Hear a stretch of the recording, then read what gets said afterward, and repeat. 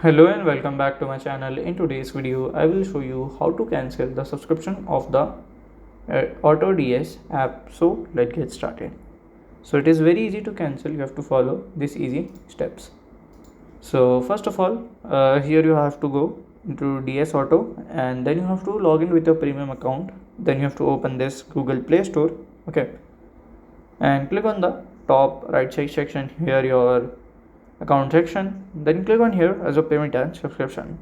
Click on subscription. So here you have to go where you will see there your subscription. Just click on remove and confirm the remove. So this is how to cancel the subscription of AutoDS app, and if you have any questions you can let me know in my comment section.